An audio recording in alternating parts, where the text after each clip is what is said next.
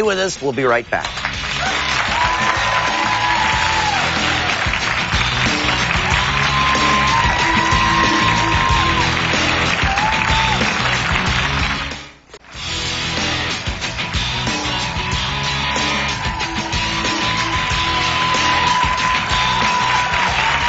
4 of the very talented stars of Law & Order SVU are here today. Their 100th episode airs tonight.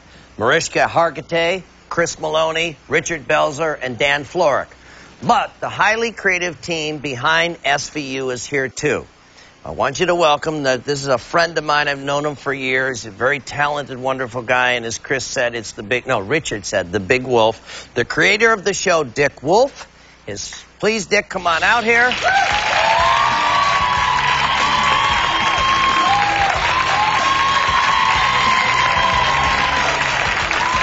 And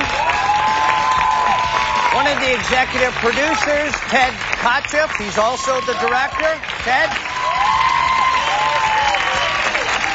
And Dr. Neil Baer.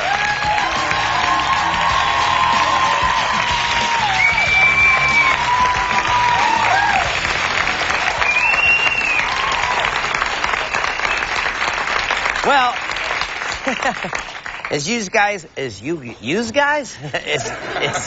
hey, well, forget about it. As you guys can see, I mean, these are some big fans of this show, Dick.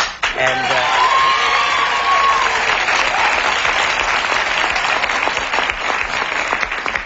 but it really is kind of television history. You've got 4 shows on NBC, and the 3 Law & Order franchise shows are all within the top 15. I mean, it's really amazing. It really is.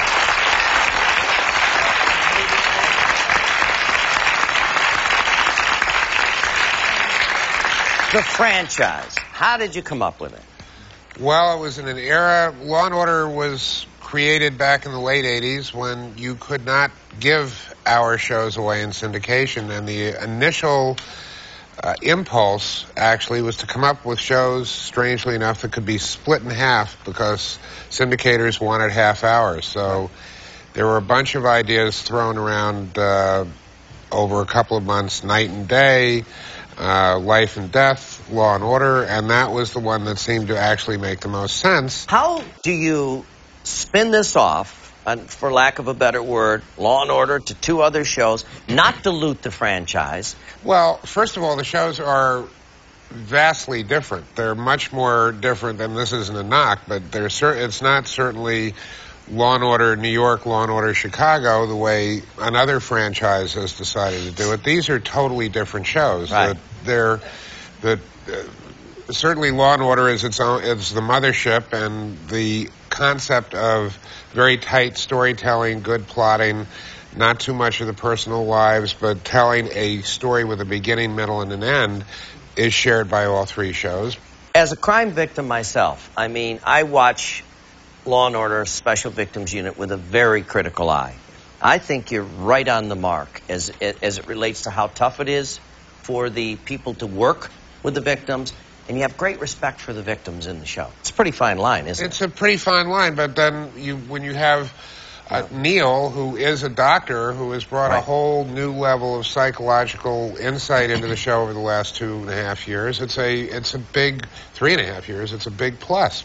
I was amazed when I sat down with Neil to find out that you graduated from Harvard Medical School, that you actually practiced medicine. Most of all, you were a school teacher at one point, right? That must have been a heck of a job. You worked on ER for years until Dick was, smart enough and realized he needed you desperately. And you bring a very different perspective to the television world. It's really fun because I can write about cops, I can write about the victims, and I can put a lot of medicine into it as well. We've done so many stories that draw on the medical elements, and very few other cop shows, none really, focus on sort of the psychiatric elements like B.D. Wong's character does. And so I'm very concerned about giving children antidepressants. I'm a pediatrician, so we did a show with Rory Culkin and Mare Winningham where we just laid out the issues, and we want the audience to think about it and decide for themselves. I would say, for instance, the 100th episode, Dick and I talked about it 4 months before it started, and by the time we even started writing, there were 400 pages of research. We have access to every newspaper in the world. We read everything we can. We talk to experts in the country. If it's about cryogenics, we call the experts. We don't want it to look hokey or fake, because then we figure that we'll lose you, the audience. I think you guys do a great job. I hope people watch it tonight, because it is really ripped from the headlines. But I'll tell you, what a great experience of being behind the scenes with you guys was watching Ted. I mean, this is a real experience. Now, you have a terrific track record as a director, a writer. You wrote North Dallas 40. Now, I watched that movie, and I loved it because I love athletes.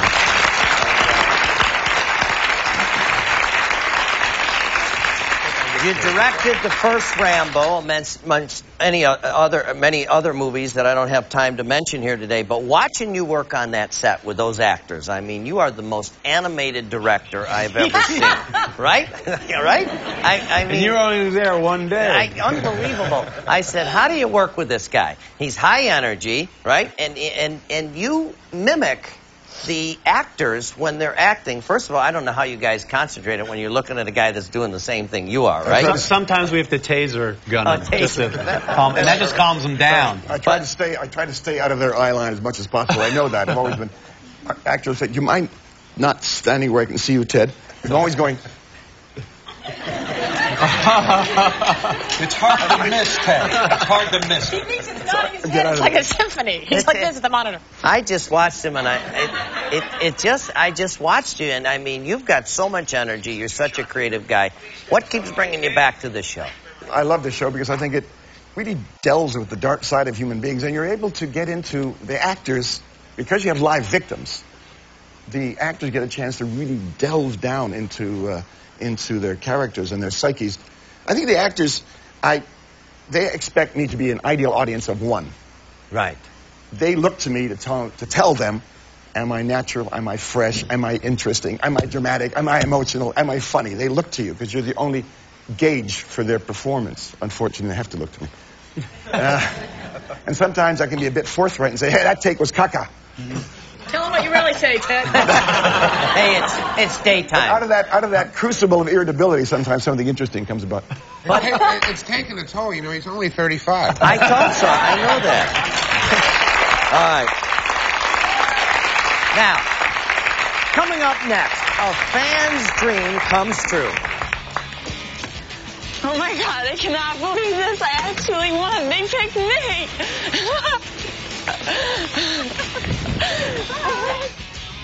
I'd say she was pretty excited. You're going to meet her next. Stay with us.